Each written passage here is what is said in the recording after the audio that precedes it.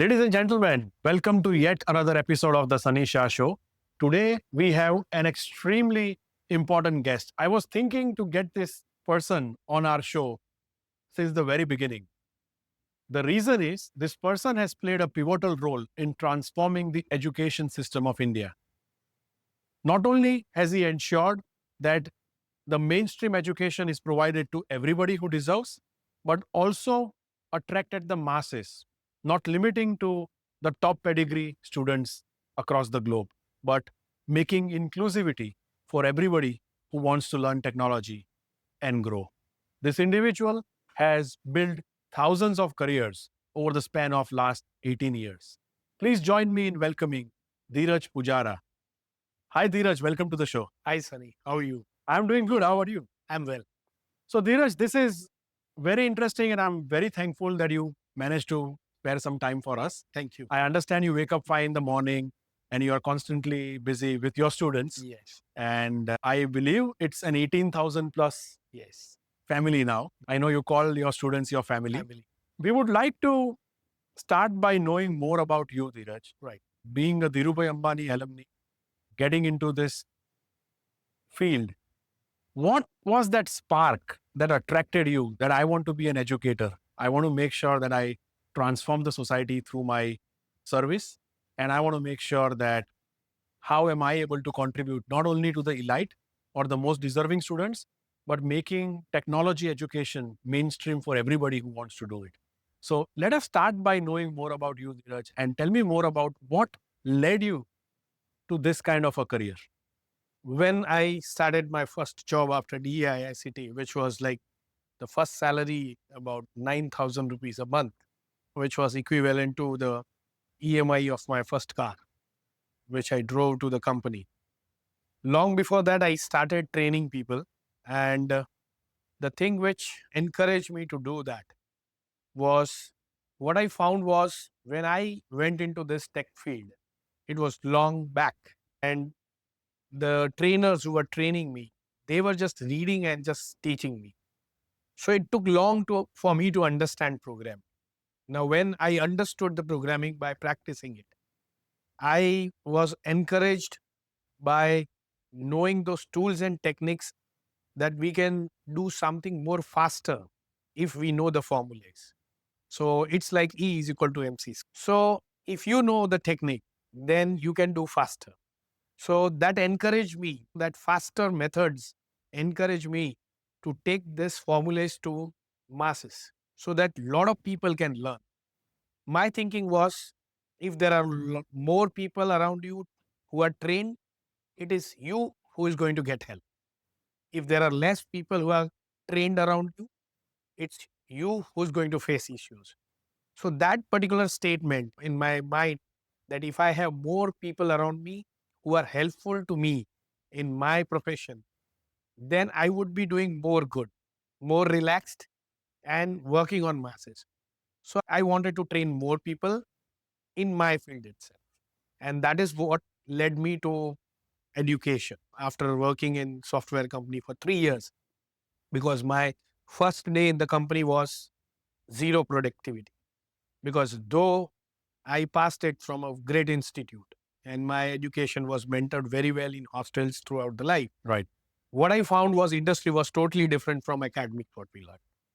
That made me think that if a person is trained right from the beginning in the academic perspective view, which should bridge a gap between industry and academy, then he would start having production from the first day in the company. And that would provide a motivation, because I was demotivated in my company for first month when I could not produce things. But it was some passion in heart. So I worked. There are a lot of people who leave the job after a month because they are not able to work, right?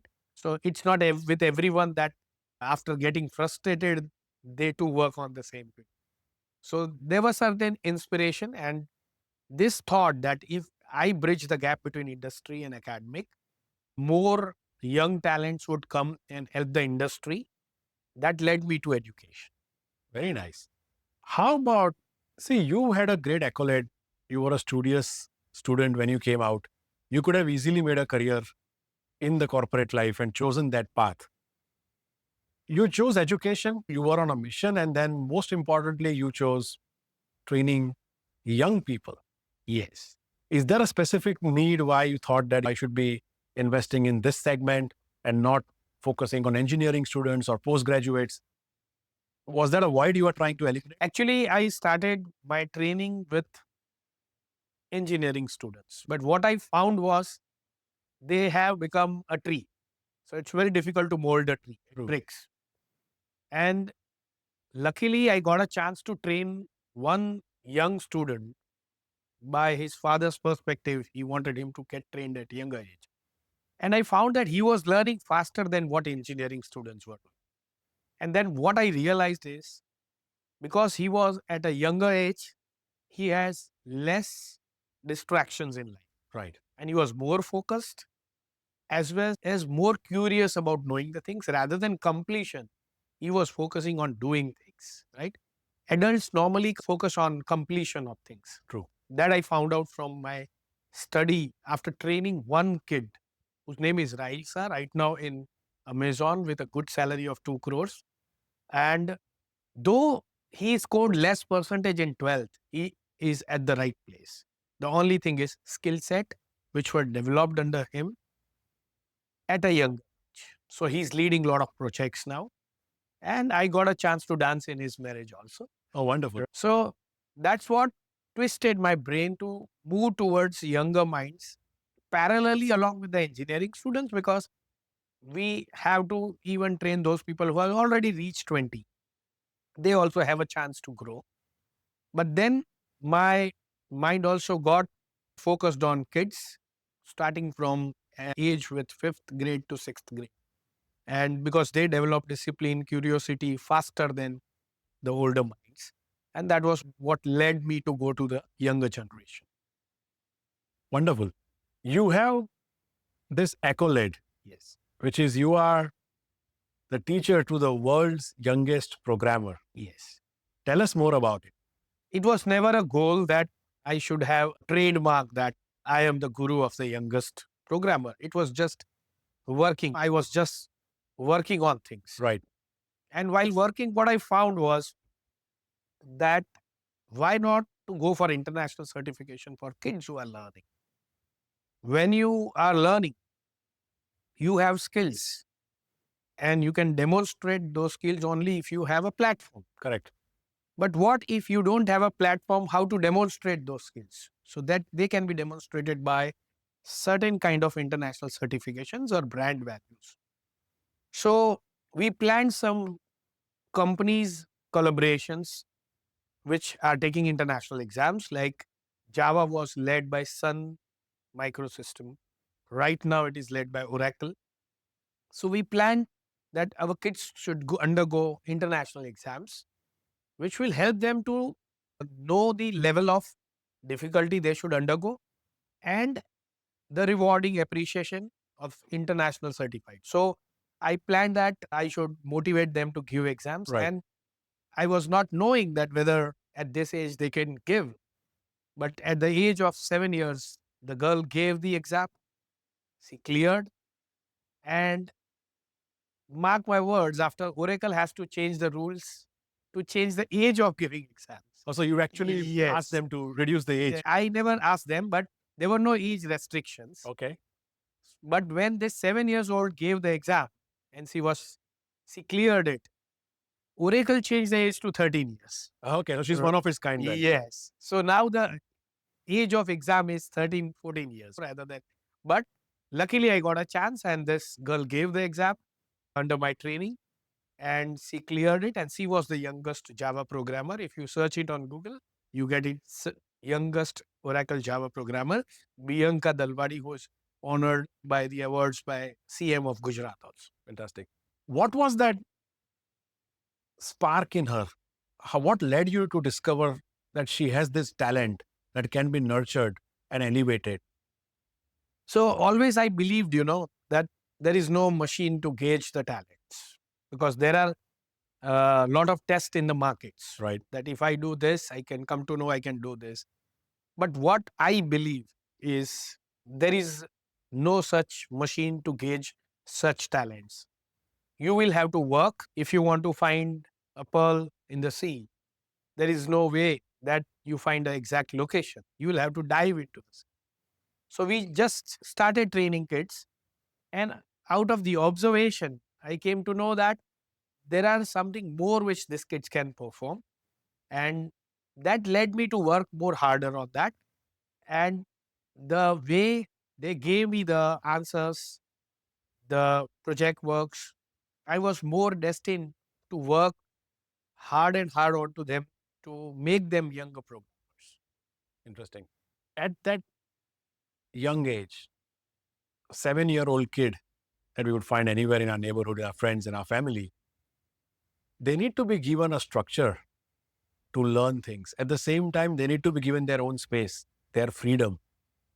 You can't make a 7-year-old sit down in a classroom and dictate terms and educate them the way you would do it for a teenager, for example. Yes. So how did you make sure? I'm just very curious about this whole, so very excited to know more about it. How did you balance this to a 7-year-old? Perfect. See, the biggest loophole in our education system is belief of the parents. Right. That belief that when the syllabus is going to get completed and what are the marks my kid is going to get. That is the biggest loophole. So we cracked that loophole. We told parents there will be no exams, no tuitions, it will be reverse engine. Okay. So the first day of the kid will be playing games on PS4. And not because he should get addicted, but he should know this is the game he's going to make. So we developed an environment where we have a PS4 game console room, a robotic room, a TT room, a temple where each religion person can pray, right? Maybe a Hindu can go for meditation, a Muslim can go for namaz, a Christian can just pray there. So we had a common room for it. Because spirituality is something which is inbuilt, hidden trait of every person.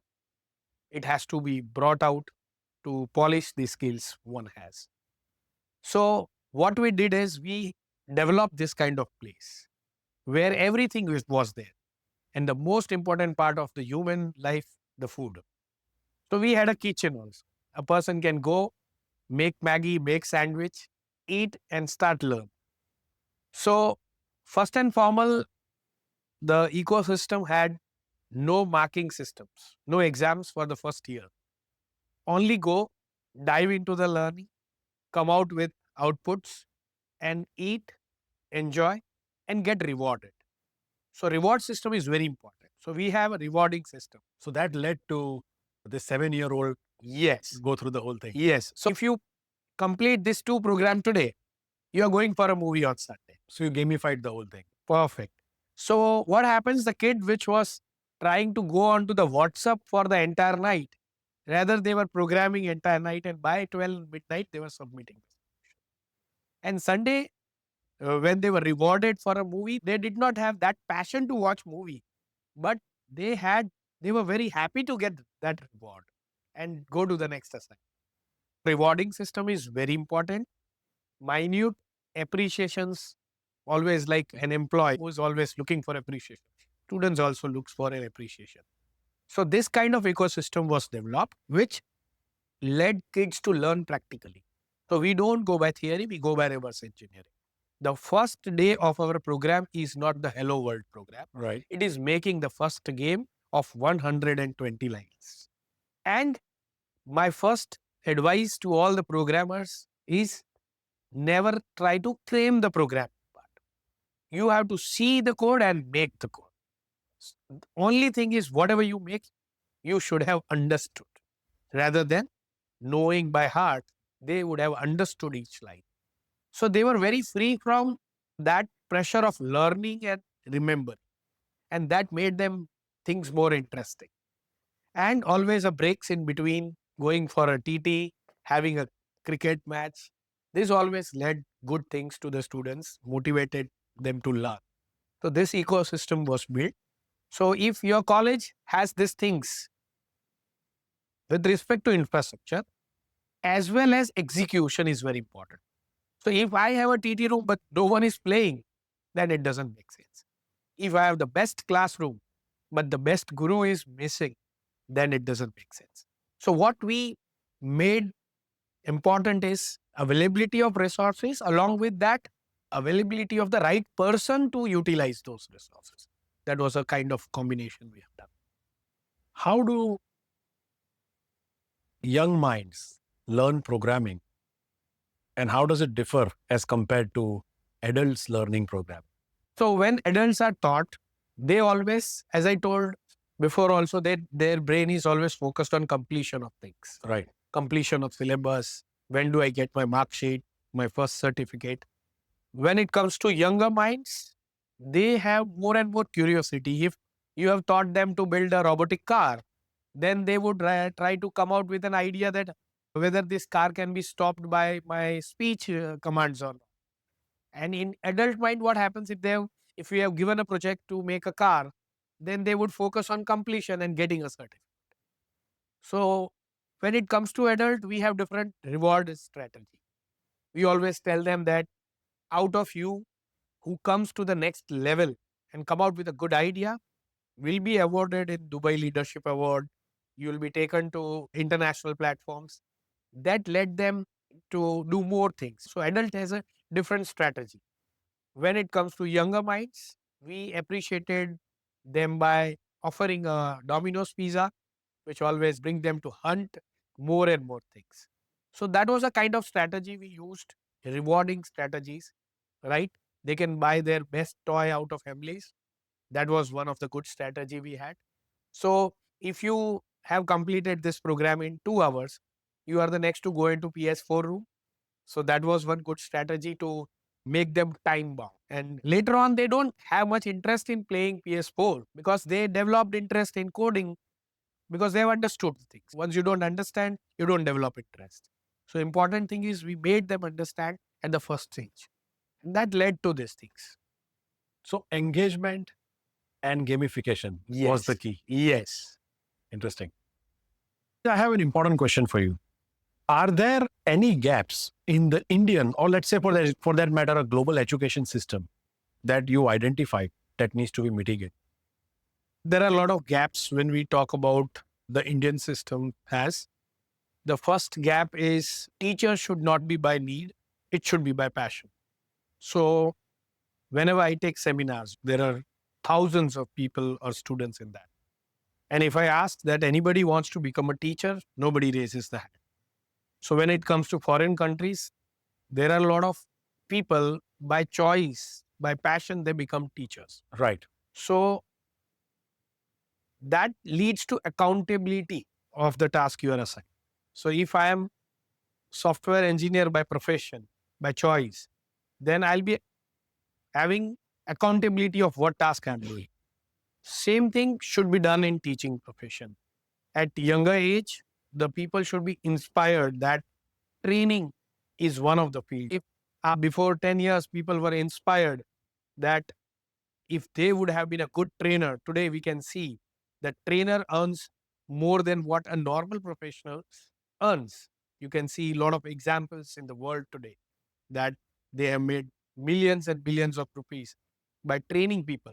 So even teachers should be by choice, by passion, rather than by need. Secondly, there is a digital divide. Okay.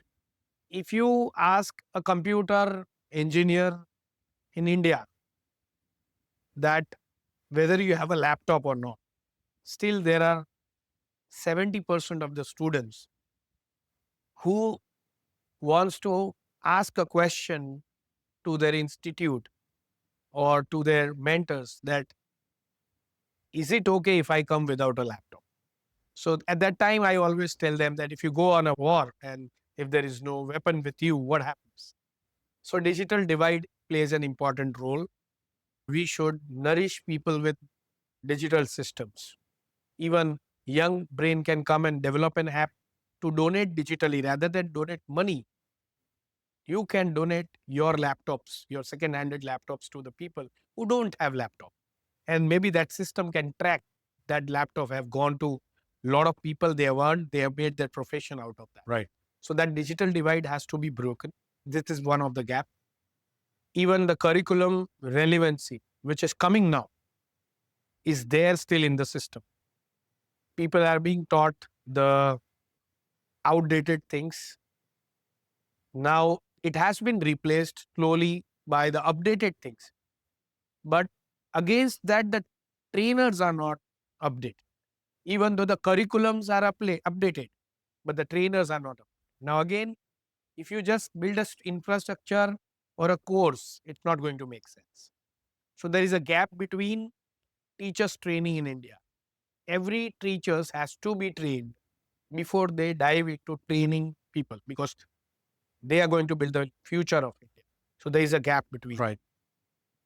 So these are few points: that lack of accountability, digital divide, the curriculum relevance, and lack of training to the trainers. These are few points which Addressed. which needs to be addressed to fill the gap. Are these more like India-centric challenges, or are these challenges that you would face across the globe? Yes, these are India-based challenges right now. And that's the reason more of the youth are trying to go out of India for better education. Wonderful. We have a lot of young aspiring programmers looking at our podcast today and trying to take inspiration from you. Yes.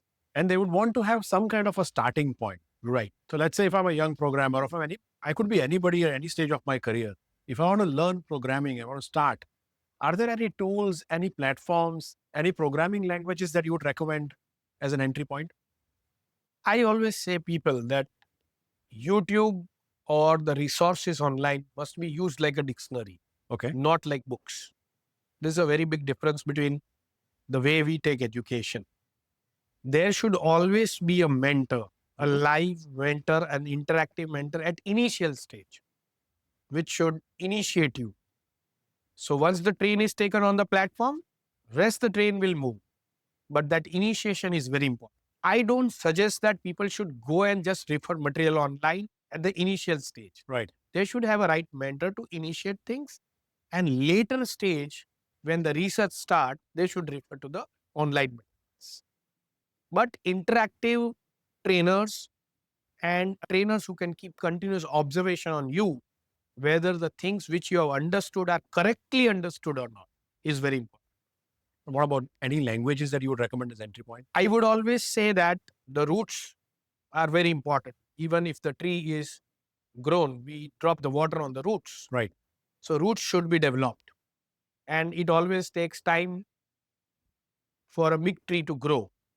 So at initiation, you should focus on languages like C++, which is oriented concepts. Then go ahead with Java, core Java, and Right. Python. Do not directly hit Python, because Python has a lot of libraries. And when you start using library at initial phase, you will not be able to create customizations in the applications. So at the root level, these languages are very important. Once these languages are done, application of these languages in terms of data structuring, mathematical tools are very important. So always go by sequences rather than parallelism. How old is too old to learn coding? I would say in this world, no age is too early. You should start at the age of 5 or 6. Because if you start teaching your kids at 5 how to walk, then coding is like walking. Coding is like eating food. So it's not just writing syntax. We have understood coding is just writing syntax. It's not like that. It is really work on critical thinking, logical reasonings. So always age of 5, 6 is a better start for meditation and coding. These are the two things one should start learning. And no age is too late to learn. I have students who are 60 years of age. Right? Wow. The doctors who are at the age of 50 years. So they're learning programming. They are learning programming. They want to implement the system in their own hospitals. But because they have understood their system clearly, they want to code it. And now we have tools which can make codes faster. Rather than replacing human, we should think that the new things are not going to replace humans. It's going to help humans. Are you referring to AI? Yes, I am referring to AI. AI is not going to replace humans. One who thinks that something is going to replace humans are the people who are not knowledgeable, right? It's going to provide effectiveness to your task. Interesting. That is an idea. How do you design a curriculum that encompasses or creates inclusivityness for different types of learners? So the most important is project-based learning. Okay. Because we have students who have autism, dyslexia. There is a deaf and dumb student. There is a blind student. There are students who are very smart. There are students who are smart but less confident. So project-based learning, creating that project-based learning environment, as well as involvement of the mentor while they are learning, is very important. A mentor cannot just give an assignment and go and work on his own WhatsApp. He has to be there in the class. If he's taking sessions online, the camera has to be on and it should be interactive. At every stage, a question should be asked. A platform should be given to the student to represent. I'll give you a small technique. Sure. So if you teach a student for 45 minutes, then you have to give an assignment that they have to drop an audio of today's session after the session. Not the video, but the audio. Because they don't have confidence to face camera. So once they develop that audio, they will have confidence that I can also speak. And they will start working in a right. The second assignment I always give to my student is, once you have learned, go and train 7 students. So there are 7 junctions of energy point in your body. So go and train 7 people and you see what happens next. That is known as 𝗃=𝗵𝗵 formula for making things better. Right. Because teachers should not be worried that if his students has learned, then the teacher will be replaced. He should be more happy. If the student learns faster, he can get more student out. I'm going to pivot a little bit from the mainstream discussion that we are having. There is something that continues to inspire me the most in your journey, Dhiraj. Knowing you for almost a decade now, one thing that I really take a lot of inspiration from is you have not limited your offerings or your schooling to just the most privileged, or to that matter, people who are meticulous, people who have scored very high. There is no bar. I understand that a lot of specially able children are actually not only learning from you, but are getting into mainstream careers and having successful lives. Thanks to your inclusivity. So if you don't mind, I wanted to ask you this question, that in a world where everything is so competitive, in a world where everybody would like to be the best, and one way of being the best is by enrolling the best students so they get the better results. What made you think that I should not go with the stereotypes, I should be different? And what was this inclination that led you to have this inclusivityness, which is a beautiful thing? This is where I say you are an educator for the masses. I want to know more about this side of yours. Necessity is the mother of invention. That is really true. So I always did deficit planning in my life. I assumed that I will be earning 5 lakhs after a year. So I spent 10 lakhs before a year. And that made me work more and more harder. And mark my word, the worst thing in your life is to have a B plan. The best thing in your life is to have only one. So when I was working two-way in industry as well as on academic, I saw that I could not work well. So I left the industry after 3 years. And my CEO himself told me, you should leave this work and go on to that work. So when you work on one single thing, you don't have alternatives to earn from other things. So you'll always be concentrated on what you're doing. So do not keep more income sources in life. Keep one sources at the initial stage. That if you don't do this, you are going to get lost out of the market. So go deep into what you are doing and work on a single plan. Do not do two things together. Once you are earning well, you have enough staff, then do multiple things. So that is very important. My inclusiveness was driven by this thing, that I had no alternatives other than doing these things rightly. If I don't do it rightly, my personal life will also be damaged and my career would also be damaged. And that's the reason which drive me faster into doing things right. There is an inclination for specially abled students. That's always close to your The heart. reason is, when I was a student, when I went to someone and teacher told you can't do this, that was the worst thing which happened with my life. I think that, let's say, if I'm going to have my daughters or my children or maybe my family members whose health goes down in some point of time and they become deaf, then how would I feel? So if I keep myself into that scenario, I always think these children are my children and they should really be helped. Always, you should be the richest person of the society, but you should think, if the richest person is surrounded by the poorer, he will not be able to lead a good life. So around you, everyone must be richer. So I believe developing that society is very important, because when you buy a Ferrari, you don't only need a Ferrari, you need to drive it on the road. The road should be good. Society is like a road, right? If you have a Ferrari but not a good road, you will not be able to drive it well. So that thought process, that if surrounding people are not abled or not educated, we will not have a right society to live in.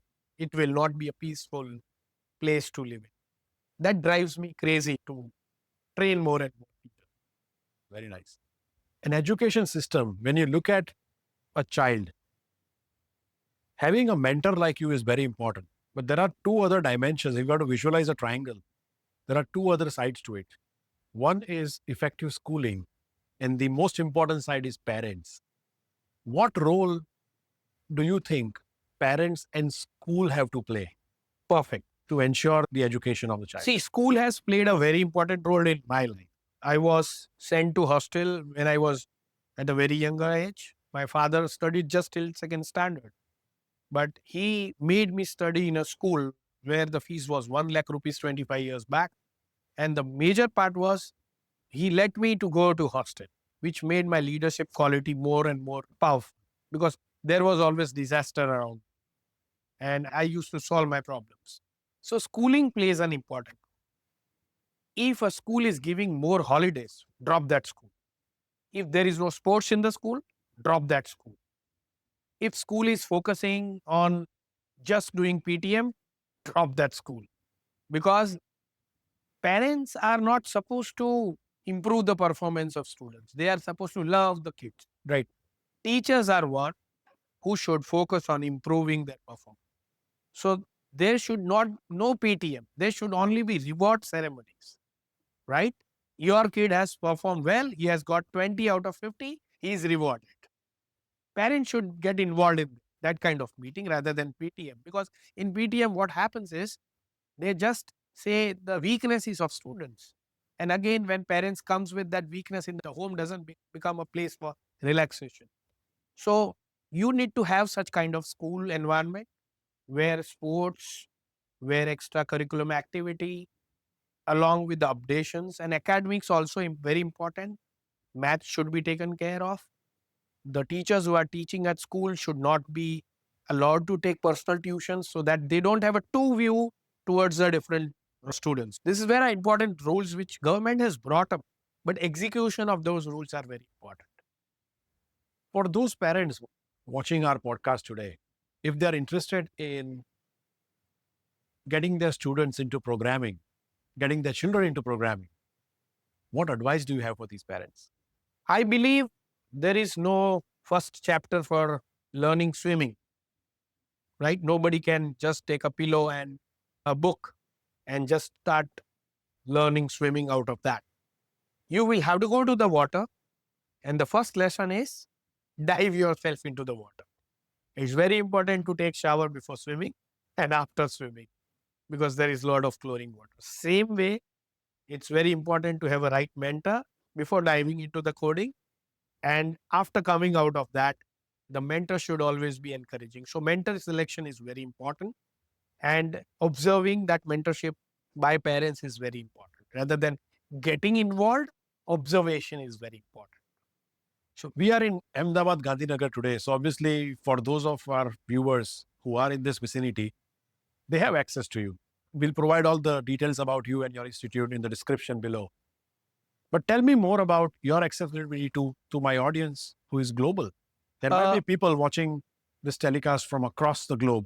How do they reach out to you, and how do you impart, and how can you help their children virtually? So I would suggest to just go and search Dhiraj Poojara USA feedback. There are 1,500 feedbacks out of foreign countries, and these all are NRIs as well as parents from US, Russia, who are learning coding with us, who have learned coding with us, and they have learned meditation too. So that will help you to first get into how they have performed. Just see that, and what was their psychology while enrolled. So I would always just say go to Dhiraj Poojara page and just connect and just write a message that I want to start with. And there are free boot camps, no need to pay. You can get enrolled to that. 2 days you can dive into the water, and if that water seems tasty, you can start drinking. So that's the way they can connect. Very nice. Coming back to our point on schools, we discussed about parents and the important role that they have to play, and you briefly mentioned about schools. What can schools do differently to modernize their approach towards computer science education? The first thing is, computer lab is not only a lab with PC. It should be a lab with right PCs, right configurations. If I want to make a game in Unity, there should be right licenses, right amount of RAM into it, right graphics into it. So first of all, having a healthy lab. So beef up your hardware. Yes. Just having a Windows operating system is not a lab. Because in today's world, people have access to mobile. They have better graphics on them. So you need to have the right systems, right robotic platforms into the lab. Very importantly, a right person who is teaching them. Right? It may be an industry person coming for a part-time to the school, but it has to be industry people who should be training the teachers there, so that they can train the students in the right manner. And third is, if the lab is accompanied by good recreation facility, always that attracts students to go into the lab. Right. So there should be a chess, there should be a carom game, a TT room side by lab. So after a few hours of coding, he can just go and play TT. So this should be an inclusive environment which school should develop in the lab. Let's talk about future. You'll understand and appreciate that the IT industry or the technology space is transforming at a faster pace than ever before. With new age technologies like Gen AI getting into picture, it probably will change everything that we do and the way we do. I'm talking about IT as an industry right now. I have a question for you. Right. For students getting into programming and coding today in 2025, what are those key skills that they should ingrain and acquire for a successful career, maybe 3 to 5 years from now? Perfect. So see, we are into 2025. What happens if a baby takes birth today? Are we just throwing her into the swimming pool? Or we are waiting for some time? So roots will never change. Whatever the world comes, whatever the time comes, no spacecraft can take her before the countdown. Right. So that countdown will remain same, whether it is Sunita Williams or whether it is C.V. Raman. So my suggestion to the generation is, never get distracted and fearful by knowing that somebody is going to replace you. Nothing is going to happen like that. The initial countdown always remains same. The roots will never change. That is a short notion I would make. The roots will never change. So learn from the beginning, learn from the roots. The AI is going to help you in effectiveness. It is going to prepare an essay on cow for you, an essay on your prime minister for you, but you will have to edit it with certain notions. For editing it, you need to have roots. Without roots, it's not going to happen. there's always this saying and there's always this debate. I don't personally have an opinion on this, but there is always this debate going on that India always produces great coders, but we don't produce great innovators. What could be your guidance to somebody who's learning coding so that they can be great innovators in the future?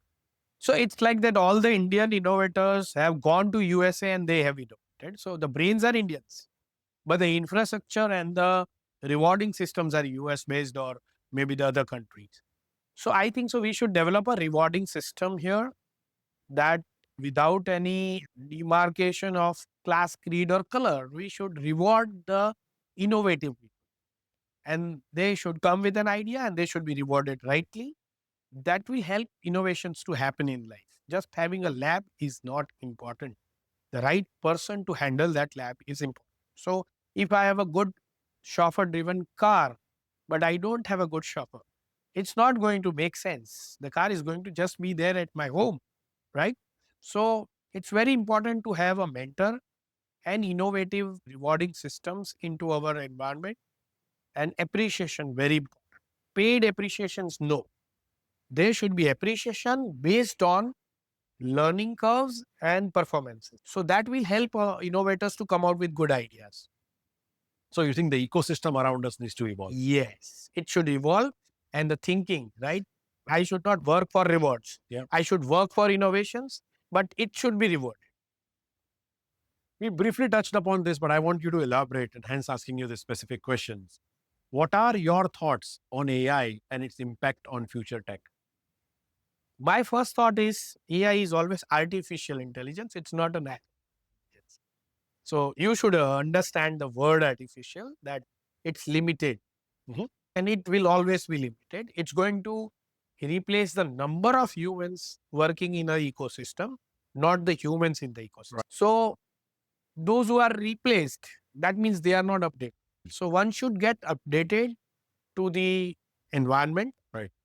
The same cameramen who were taking pictures in the marriages are now making good reels, good lectures, good studios. They're earning more better than what they were doing before. But those who are not updated have extinct. So there are a lot of examples in our ecosystems, the companies also in our ecosystem who could not update and they were extinct. So same way, AI is going to play an important role in bringing effectiveness, in bringing easiness to the life rather than replacing humans. So one should be very positive before touching AI. AI can be touched in abstract manner or functional manner or technical. Right. So who you are, if you are a businessman, you should be using AI in functional manner. If you are a layman, you should be using AI in an abstract manner. And if you are a tech, you should be using AI to develop more and more effective tools. So the uses of AI with respect to different fields and the majors you are in should be understood well. So always attend good sessions by people who bring AI into your life, right? You should learn from them and you should be very open to learn and implement immediately onto your systems. Very interesting. A lot of people that I meet and talk on this show, we always have this perspective about AI. And it's always good to learn new things from learned people like you. I'll get more personal now. Being a mentor to thousands and thousands of people across the globe over the last 2 decades, what has this role taught you personally and professionally? The best thing which I developed is patience. Patience. Right. Which has helped me throughout in my family life also. Because every family has disasters. And if you don't have patience, you will not be able to solve those disasters. It's a family. Family means a family. So patience is one of the most important things which I have developed. Secondly, what I have learned or what I have been taught from what I do is happiness, right? So if you get happiness out of what you're doing, you are inspired to do more things. So the day when I was not having dining table in my home and the day I'm having a Volvo car or maybe a good dining table in my hall, I would like to sit downstairs and eat. So the simplicity I have learned from training people is very important for my life. So I have been learning simplicity, patience. These are certain things which have come into my life, and these are helping me a lot to stay out of competition. And you think you are living a purposeful life?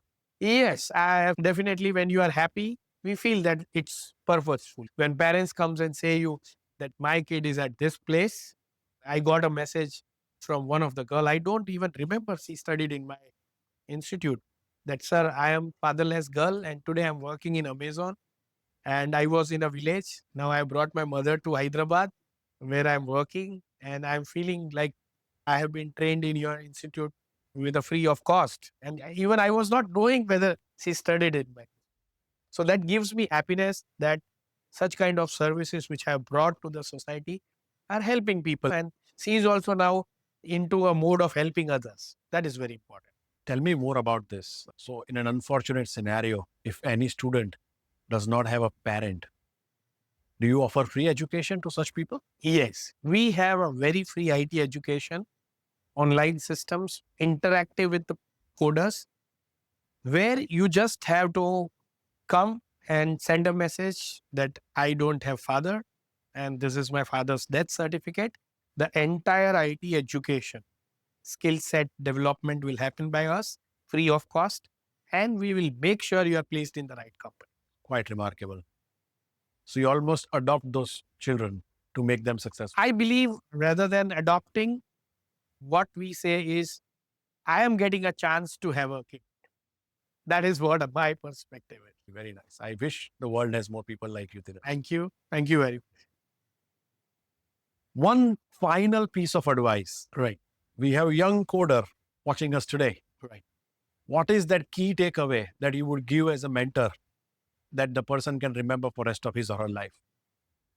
Many people plan things. I will work 5 years.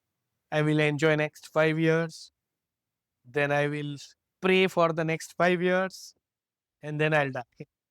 Don't plan such things. Pray every day. Laugh every day. Eat every day. Enjoy every day. Hard work every day. And roam every day. So if you want to go to Singapore, your situation should be you can book ticket at night and go to Singapore early morning. So I believe there is no 5 years plan. Every day things should be done. So your every day should be filled with spirituality. It should be filled with hard work, new updations, sports, interacting with your family. Very important. This thing should be merged. Even Jack Ma says that I don't want to be Jack Ma in the next life. The reason is he could not give time to his family while he was developing his biggest company on earth. So such advices should be taken from such people, that every day should be a power pack planning rather than 5 years plan.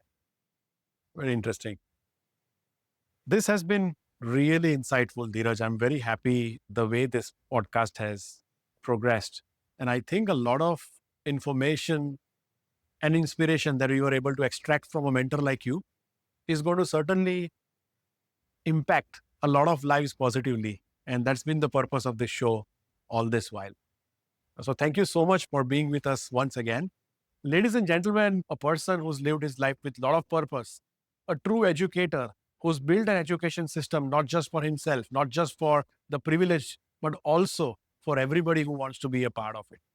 We need such social examples in our country to uplift the society. So I'm very proud that Dhiraj was able to spend some time with us and join us today. If any of you found this interesting or would like to be in touch with Dhiraj Poojara, you can find his details in the description below. Make sure you subscribe to this channel so we are able to bring in more such informative episodes to you every single time. That's it from my side. And this is me signing off. Dhiraj, thank you so much once again. Thank you very much.